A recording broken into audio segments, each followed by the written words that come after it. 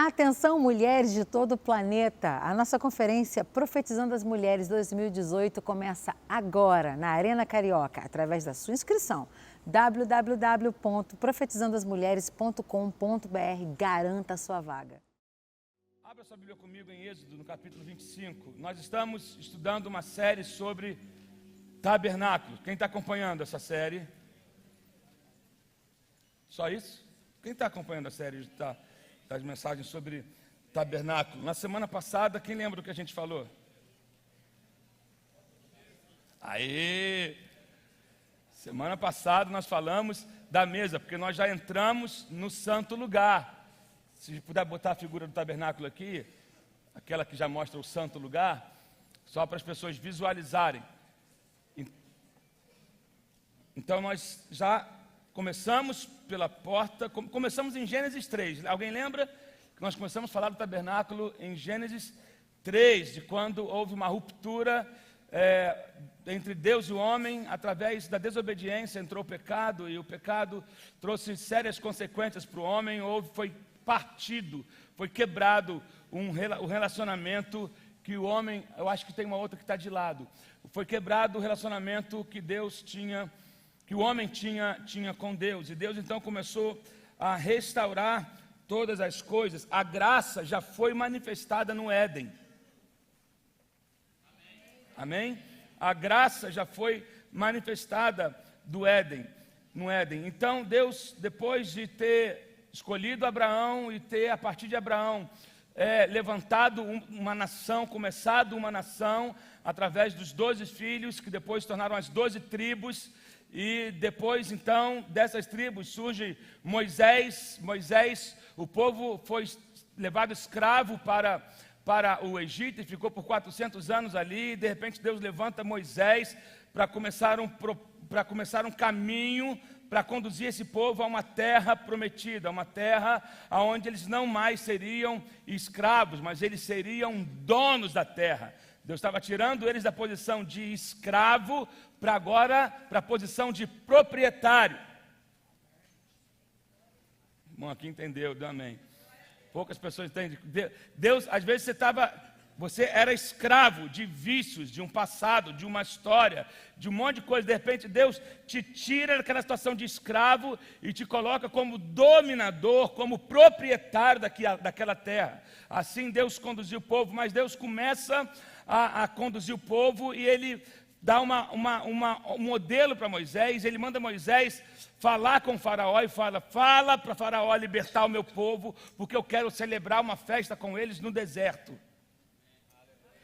Eu estou com saudade do meu povo, eu quero preparar uma festa, eu quero que eles façam uma festa para mim no deserto. Então entenda uma coisa: o deserto não é só lugar de luta, não é só lugar de tristeza, mas também é um lugar de celebração, também é um lugar de festa, porque no deserto você aprende a viver única e exclusivamente na dependência do Senhor. Mas todos nós sempre temos alguma coisa para oferecer ao Senhor. Esse povo, eles não saíram da escravidão pobrezinhos, como coitadinhos. Eles saíram do Egito levando muita riqueza. Deus pode fazer você prosperar no tempo que você for escravo. E Deus vai te conduzir para uma terra sua, uma terra onde você será próspero. E aquilo que você adquiriu no meio da tua luta será usado no meio da tua prosperidade. Amém? Você crê nisso? Então, aí Deus revela a Moisés um modelo. Eu quero que você reproduza na terra um modelo do que eu tenho no céu. Eu vou criar um lugar extremamente santo para que a humanidade caída possa se reencontrar com a minha santidade, com a minha presença, porque eu sou totalmente puro e vocês se tornaram totalmente imundos. Então eu preciso criar um lugar neutro onde nós possamos nos encontrar, porque eu quero que o homem desfrute da minha presença novamente. Então, na verdade, você sabe que o tabernáculo, ele é uma figura de Cristo. Ali, Deus estava passando para Moisés, é o seguinte: eu vou te dar uma revelação, te mostrar um modelo, e eu quero que você faça exatamente como o modelo que eu te dei, porque esse modelo tem a ver com o meu filho, com aquilo que eu tenho de mais precioso. Então não podia ser feito de qualquer maneira. E nós já evoluímos, sabemos que o átrio, né, representa essa parte externa, aqui é o átrio, e você entrava pela porta, a porta é Cristo, ou aqui o altar de holocausto, era onde sacrifício era oferecido, e aqui é onde o sacerdote se lavava para poder entrar para o próximo nível, que é o santo. É o santo lugar, é o lugar santo. E após esse lugar santo tem o lugar santíssimo, que ficava justamente aqui.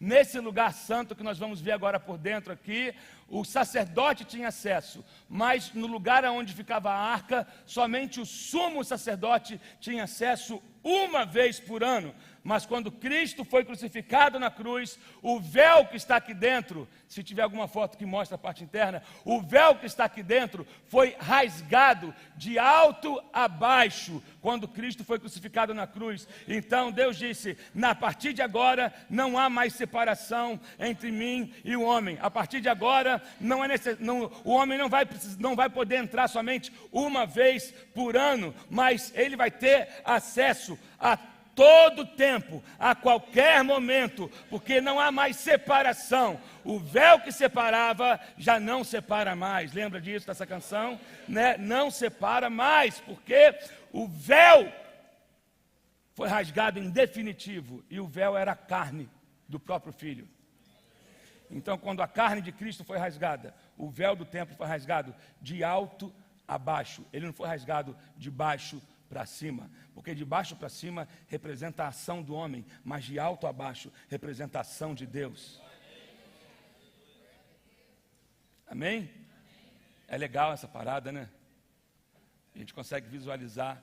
Eu já contei isso aqui, mas tem a ver com isso que eu vou repetir agora. Quando a gente esteve em Israel há pouco tempo, acho que foi no ano passado, na viagem do ano passado, a gente conversando com um judeu, ele dizendo que quando um soldado judeu morria numa batalha e a família recebia visita dos amigos, ou então as pessoas sabiam que naquela casa morava aquele soldado, mesmo sem ter relacionamento com aquela família, eles iam até a casa para visitar a família. E como que eles reconheciam quem era o pai daquele que foi morto?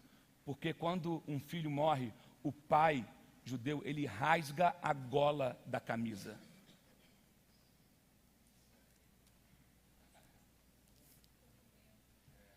Então, quando alguém entrava na casa, mesmo sem conhecer, ele procurava quem é que estava com a gola rasgada. Aquele era o pai. Oh, meu Deus. Deus entrou em luto, ele rasgou a sua gola, para dizendo, meu filho foi morto. Isso é legal, olha. Então, aqui, esse véu que foi rasgado, quando Cristo foi morto na cruz, esse véu aqui, os sacerdotes tinham acesso, mas daqui em diante, que é um nível mais profundo de relacionamento, de intimidade com Deus, esse véu é o que separava o povo até os sacerdotes da presença de Deus, que era representado pela arca. Esse véu que foi rasgado quando Cristo foi morto. Mas nós estamos aqui, então semana passada nós falamos da mesa dos pães. Essa mesa era feita de ouro e de madeira de acácia. Madeira de acácia representava a humanidade incorruptível de Cristo, né? Porque Cristo era 100% homem, e o ouro representava a divindade de Cristo. Ele era 100% Deus, e os pães que estavam sobre a mesa representava que ele era o pão vivo que desceu do céu. Ele é aquele que sacia a nossa fome, como ele disse lá em João 6, vocês não procuram o pão que perece, mas busquem pelo pão da vida. Aí falaram, dá-nos esse pão da vida. Ele falou, eu sou o pão da vida. Eu sou esse pão, eu não vou te saciar por 1 hora, por 1h30, mas eu sacio a fome da tua alma. Né? Então, ele aqui já estava estabelecendo a paz. Foi nessa mesa que Davi pensou quando ele disse, prepara uma mesa perante mim, na presença dos meus inimigos. Nós éramos inimigos de Deus, e Deus nos chamou para a mesa, para dizer, eu vou desfazer essa inimizade, e eu vou trazer paz entre mim e você. Senta comigo, você não merecia, mas eu tenho uma mesa para você, e eu vou restaurar você a posição de filho.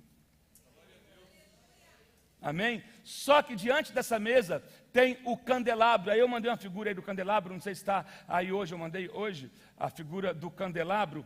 Isso, esse aqui é o candelabro. O candelabro está aqui especificado em Êxodo 25, nós vamos ler agora a partir do verso 31, que diz o seguinte: faça um candelabro de ouro puro e batido, o pedestal, a haste, as taças, as flores e os botões do candelabro formarão com ele uma só peça.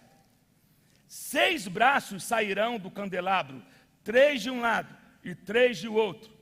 Haverá 3 taças com formato de flor de amêndoa num dos braços, cada uma com botão e flor, e 3 taças com formato de flor de amêndoa no braço seguinte, cada uma com botão e flor. Assim será com os 6 braços que saem do candelabro. Na haste do candelabro haverá 4 taças com formato de flor de amêndoa, cada uma com botão e flor. Haverá um botão debaixo de cada par dos 6 braços que saem do candelabro. Os braços com seus botões formarão uma só peça com o candelabro, tudo feito de ouro puro e batido. Faça-lhe também 7 lâmpadas e coloque-as nela para que iluminem a frente dele. Seus cortadores de pavio e seus apagadores serão de ouro puro, com 35 quilos de ouro puro. Faça o candelabro e todos esses utensílios. Tenha o cuidado de fazê-lo segundo o modelo que lhe foi mostrado no monte.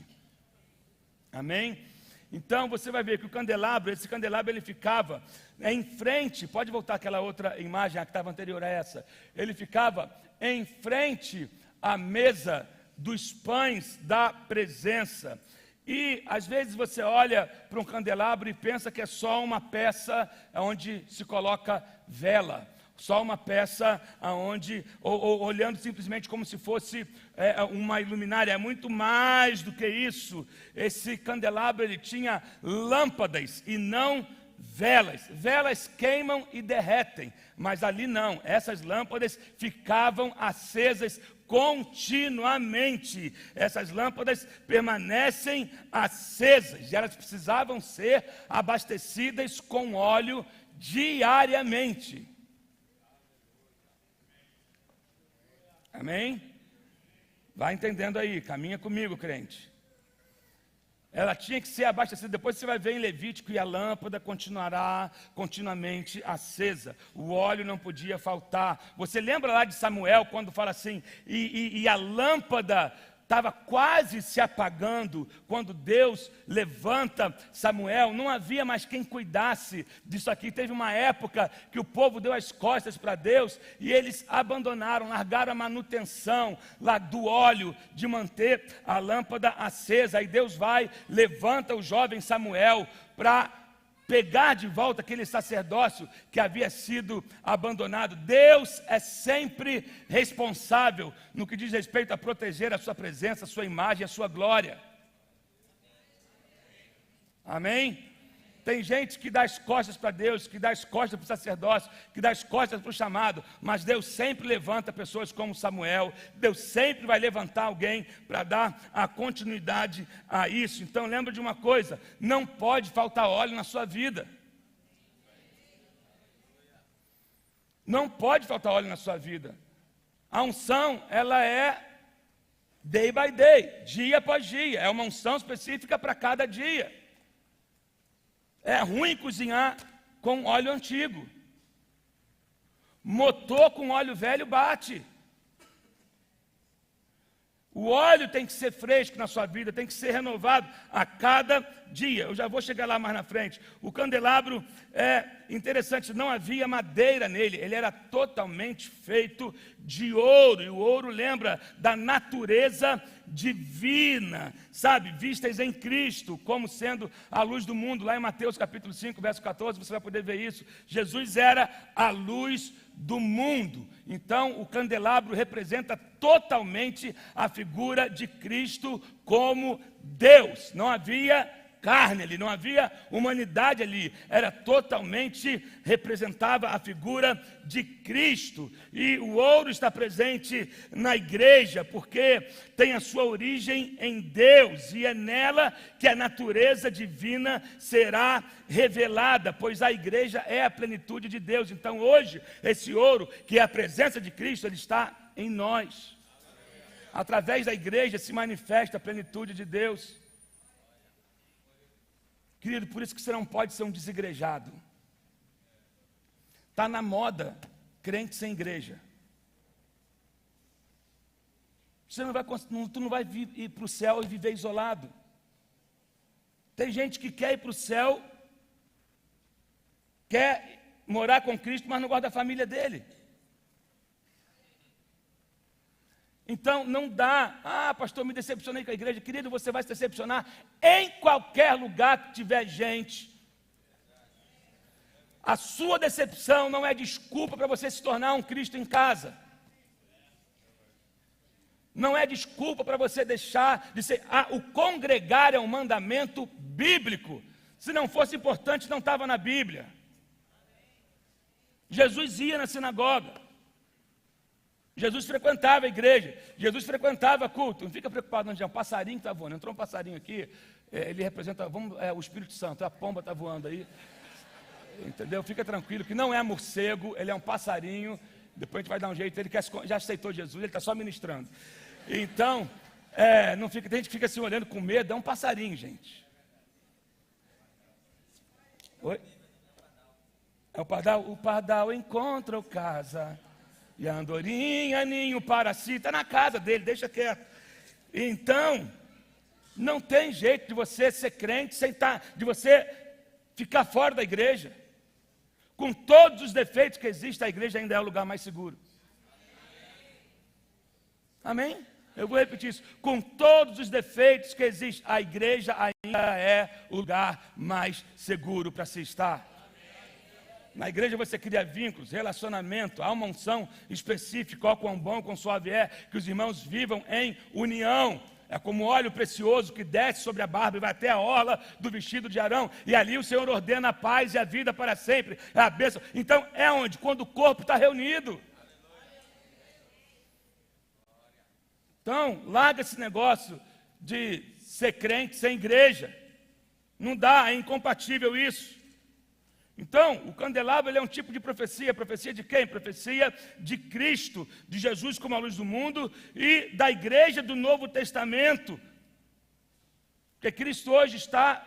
Aí Jesus diz que vocês são a luz do mundo. Isso dá... Porque eu lembro de João 17, quando Jesus ora e fala: Pai, eu dei-lhes a glória que tu me deste. Ele dividiu com ele o que ele tinha com a gente. Então hoje, essa responsabilidade de brilhar é minha e sua.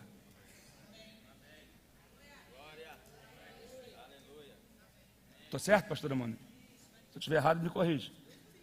Essa responsabilidade de brilhar é minha e sua, não é do irmão do seu lado, não é do pastor, não, é sua. Se você entregou sua vida a Jesus, você tem que fazer diferença nesse mundo. A tua vida tem que gerar frutos e tem que sair luz de você. Você não pode dizer que é a luz do mundo e fazer parte do que é trevas. Você não pode dizer que é a luz do mundo e andar em lugares que negam completamente aquilo que você confessa com a tua boca. Não pode. Então tem que haver luz em você.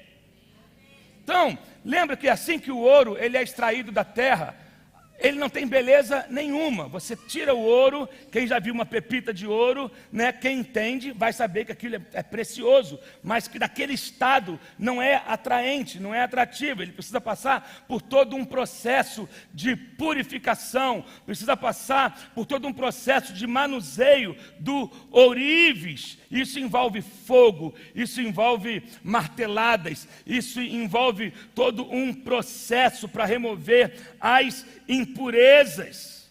Ouro puro só é obtido através de fogo, e depois ele é submetido ao manuseio do ourives. Isso é um processo doloroso. O processo da pureza é um processo doloroso. O processo da santidade é um processo doloroso. Você todo dia tem que optar, tem que escolher a dizer não para a carne. Deixa eu te falar uma coisa. Você não se converte uma só vez. Nossa, escandalizou, irmão? Está desconstruindo a sua teologia? Aceitar Jesus é muito mais do que levantar a mão e vir no apelo. Tem gente que vem no apelo e volta para a mesma vida depois. Aí no outro culto ele vem no outro apelo, aí na semana ele volta de novo para a sujeira. A conversão, ô passarinho bonito. Ele tadinho, está doido para achar uma saída. Tá, deixa quieto. A conversão ela é diária.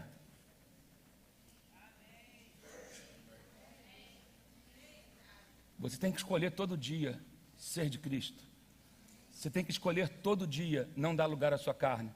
Você tem que lembrar todo dia a quem você serve, de onde você foi gerado, de onde você foi tirado. Isso é um processo.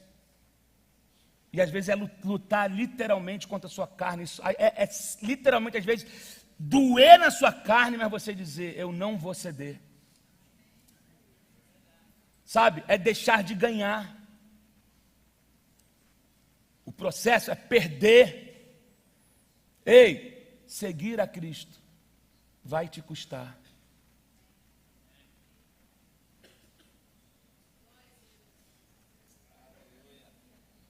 Numa época onde é moda só falar que você só vai ganhar, né?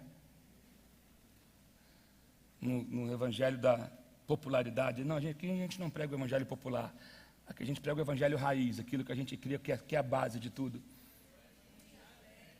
Entendeu? Eu não vou pregar uma mensagem bonita para você sair daqui, ó, que legal, que pastor maneiro. Não, eu não quero ser um pastor legal, nem uma igreja maneira. Eu quero que você entenda o evangelho na sua essência e na sua pureza, com seus fundamentos. Então, não há caminho. Nós só podemos ser úteis para Deus através do processo da santificação. Sem santidade, nós não somos úteis para Deus. Eu posso até trabalhar, mas eu não sou útil. Agora, depois que eu passo por esse processo, há uma beleza sem igual. Então, algumas pessoas enxergam um brilho em você, mas não querem o processo que você passou. Nossa, como que fulano transmite uma presença. Querido, queira o quarto que ele pagou, queira as marteladas que ele levou, queira o processo do fogo que ele passou, as renúncias que ele fez. Mas algumas pessoas só querem brilhar. Preste atenção nisso, toma cuidado. Sabe? É um processo. E Deus, quem nos purifica e nos santifica através do Espírito Santo na nossa vida. O Espírito Santo nos leva a ter essa consciência de que eu preciso viver uma vida de santidade e de busca constante. Isso é constante, e tudo isso é feito com um propósito: fazer com que a igreja se torne como ouro puro e venha se tornar conforme o padrão estabelecido de Deus, por Deus. Você sabe que há um padrão estabelecido por Deus, e nós temos que seguir esse padrão, meu Deus. E o candelabro ele é feito de uma única peça de ouro. Uma única peça de ouro. Ele tinha um pedestal principal, essa haste central aqui, de onde saíam os seis braços. E isso se refere a Jesus como a videira e a igreja como os seus ramos. Jesus é o centro de todas as coisas. Ele é o nosso suporte, Ele é o nosso sustento. Nós estamos firmados porque estamos nele. Fora dele nós cairíamos, mas Ele, nós fomos inseridos nele. E Ele é o principal. Amém, gente? Para você, quando olhar para um candelabro, não achar que, nossa, que lamparina bonita, que imóvel de decoração bonito é legal, é decorativo, é bonito, mas quando você olha, lembre-se que tem um propósito. Lembra, traz na tua memória, uau, Deus mostrou isso aí para Moisés, cara, porque representa isso. Jesus é o centro, nós fomos inseridos nele. E assim como os braços são sustentados pelo pedestal, a igreja é sustentada por Cristo. É uma união sobrenatural, e isso deve permanecer assim. Amém? Agora, interessante é que, assim como os braços, eles se originam da lateral de Cristo, assim como Eva foi gerada da lateral de Adão, a igreja foi gerada da lateral de Cristo, porque ele teve o seu lado rasgado. Então nós somos gerados a partir do sacrifício de Cristo. Deus criou Adão, depois Adão cai num sono profundo e ele gera Eva a partir da costela, da lateral de Adão. E a Bíblia fala que por um Adão entrou um pecado, mas pelo segundo Adão entrou a misericórdia, a redenção. Jesus é o segundo Adão que teve o seu lado rasgado para que nós pudéssemos ser gerados. Nada na Bíblia está em vão, nada na Bíblia é à toa, meu Deus do céu. Então lembra disso, eu fui gerado, porque ele foi rasgado. Então, amém? Lembra que a carne dele foi rasgada? Na lateral ele foi furado e saiu água, saiu sangue. Ali Deus estava nos gerando. Isso você pode ver depois em Gênesis 2:21, em João 19:34, vai falar sobre isso. Em relação à ornamentação, se você prestar atenção, iremos perceber claramente uma semelhança com a vara de Arão que floresceu.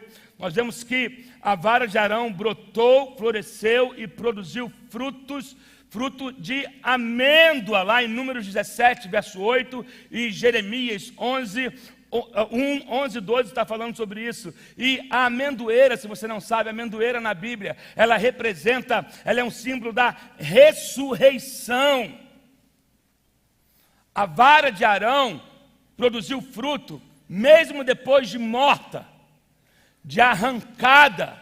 Era um galho, era uma vara que produziu fruto. Através da morte de Cristo, nós fomos gerados.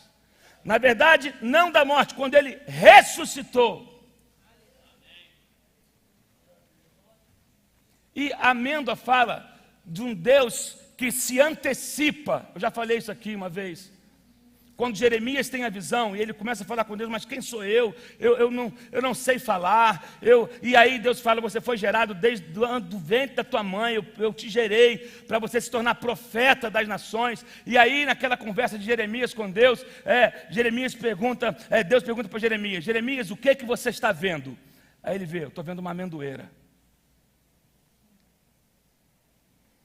A amendoeira, ela é a primeira árvore, ela é lá em Israel, quando está no inverno, as plantas estão mortas por conta do inverno, e no final do inverno, a amendoeira é a primeira árvore a produzir frutos depois do inverno. Está tudo ainda seco, tudo ainda cinza, tudo sem vida. A amendoeira, ela se antecipa às demais plantas e ela começa a produzir fruto ainda numa estação de morte. Quando Deus pergunta a Jeremias o que ele está vendo, e Jeremias responde amendoeira, Deus está dizendo, é isso, você está vendo certo, porque eu sou Deus que se antecipa às suas necessidades. Antes de que você precise, eu já fiz. Antes que você necessite, eu já me antecipei. Então, eu já me antecipei aos teus inimigos, eu já me antecipei a tudo. Vai, Jeremias, apenas vai, porque aquilo que você precisa, eu já fiz, eu já realizei. Já está preparado.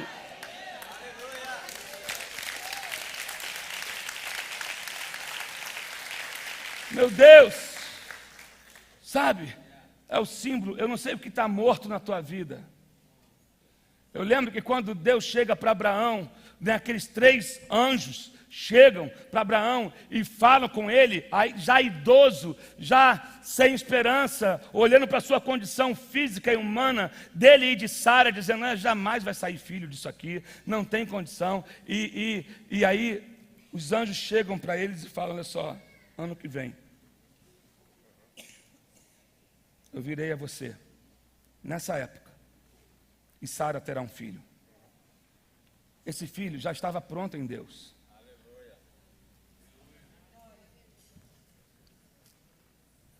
Deus já se antecipou às suas necessidades. Deus já se antecipou àquilo que você vai precisar daqui a 1 ano, daqui a 1 semana, daqui a 2 anos. O que você vê? Comece a enxergar amendoeiras. Comece a enxergar os frutos ainda no inverno. Comece a enxergar a estação da vida chegando, o tempo de vida chegando para você. E glorifique a Deus antes da manifestação. Aprenda a glorificar na revelação.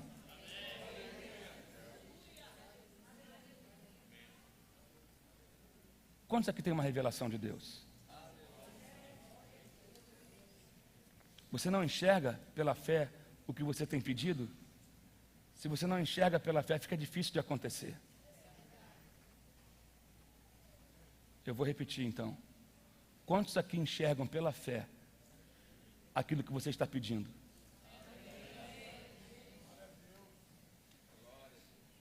Porque se você já tem a revelação, é só questão de tempo para acontecer a manifestação.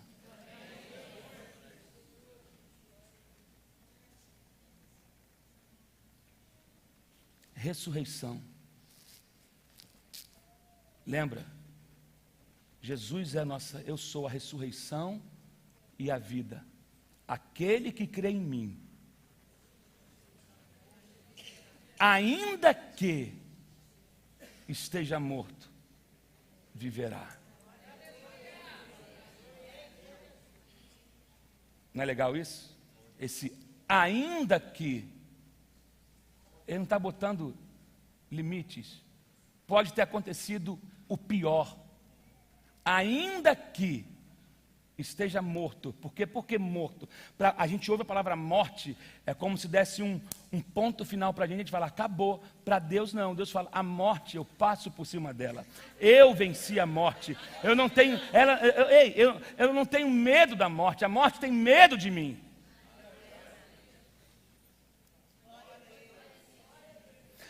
Ainda que esteja morto, ainda que o seu casamento pareça morto, ainda que o seu ventre pareça morto, ainda que o seu sonho pareça morto, ainda que você esteja celebrando um funeral em vida, Deus fala, ainda que esteja nesse estado, viverá. Porque Ele é a ressurreição. Veja bem, Ele é a própria ressurreição.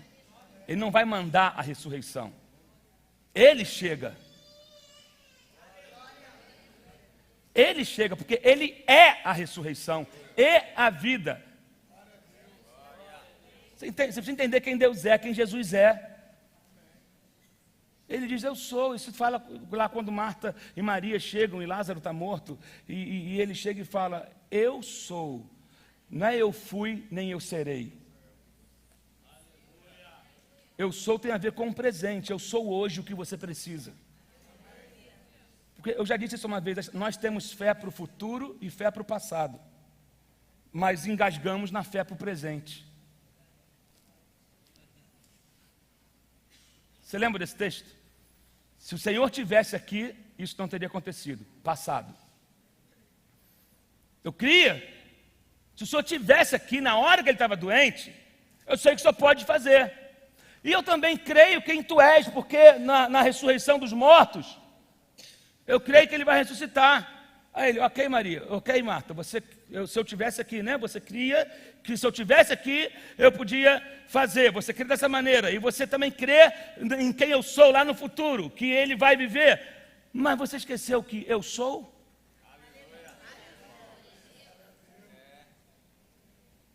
Algumas pessoas estão assim, oscilando. Elas dão uma desculpa para trás. Se Deus tivesse agido lá atrás, não teria assim hoje. Mas eu sei que lá na frente a coisa pode melhorar. Mas hoje ela tem dúvida. Deus quer te dar uma fé para o hoje. Porque Ele diz, eu sou hoje. Eu sou a ressurreição hoje. Eu sou a vida hoje. E aquele que crê em mim, ainda que esteja estribuchando, morto, cavando a própria cova, eu faço viver novamente. Creia para hoje, meu irmão, creia para hoje. E aí você vai ver que nesse candelabro, eu vou ter que parar na introdução aqui, porque isso dá muito caldo.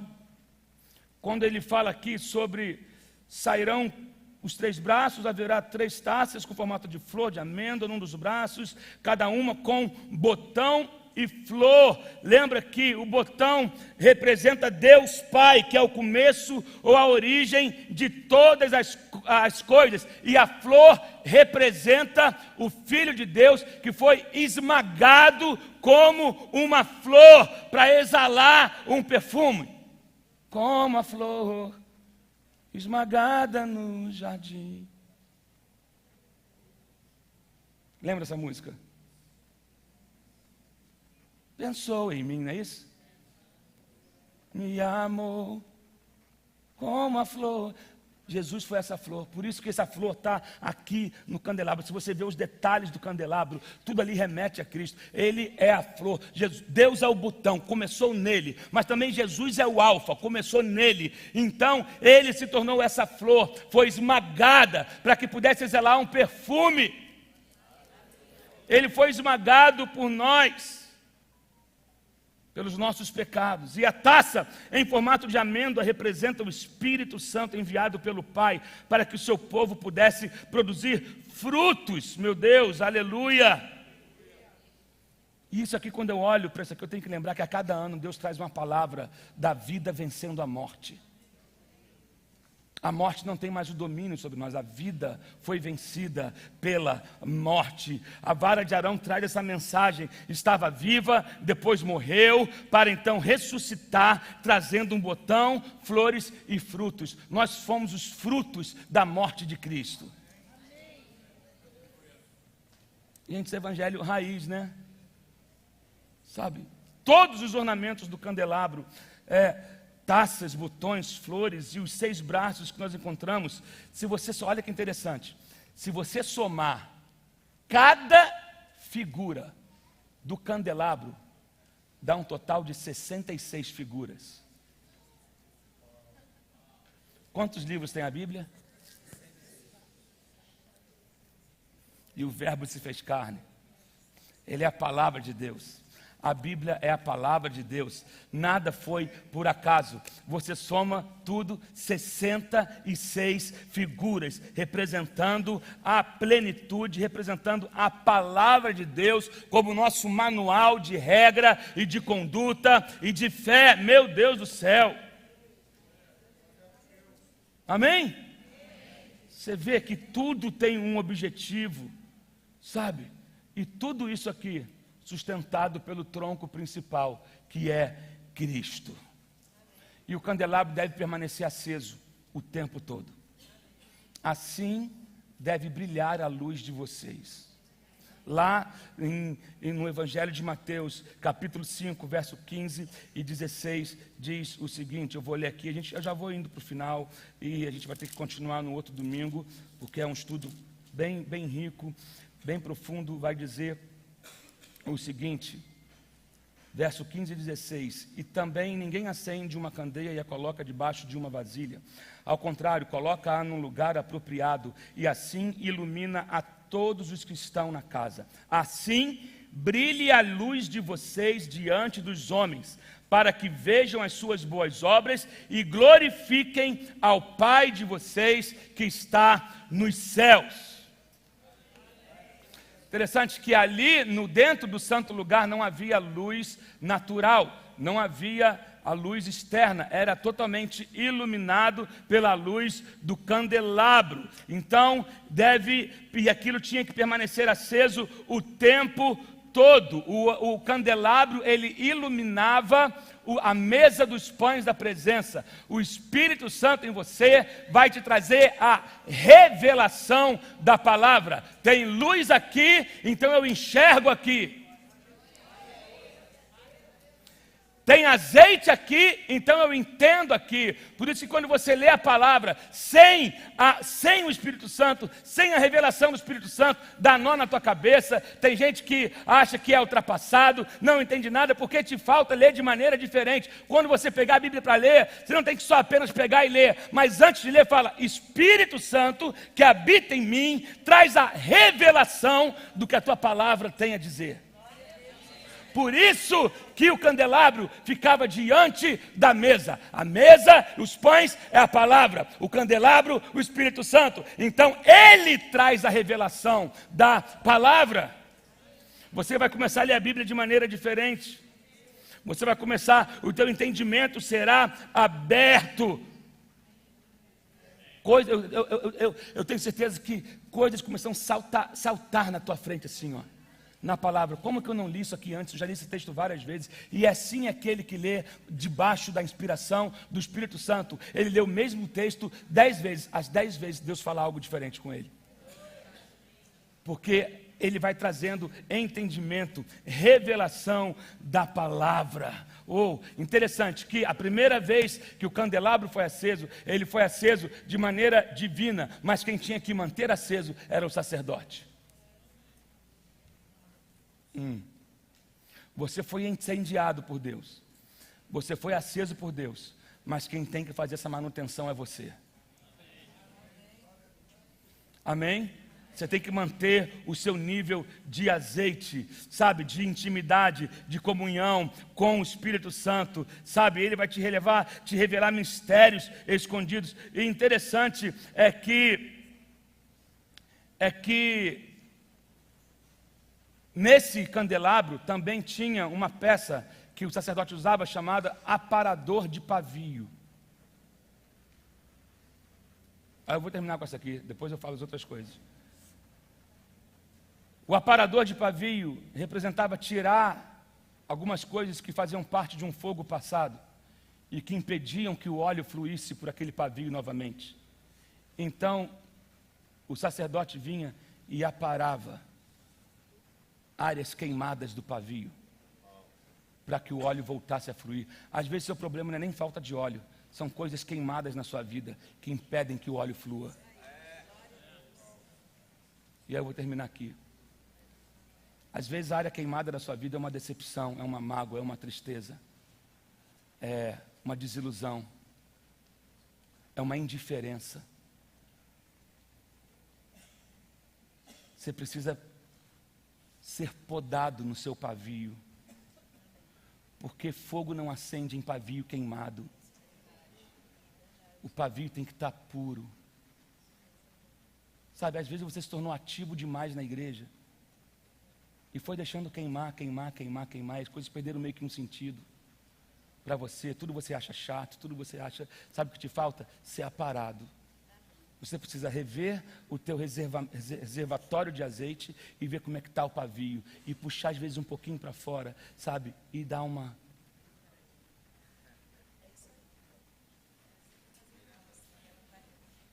Fazia assim na roça, né, mãe? Na lamparina. Como é que é? Tirava um pouquinho, puxava e cortava. Quem já viveu, né, luz de lamparina?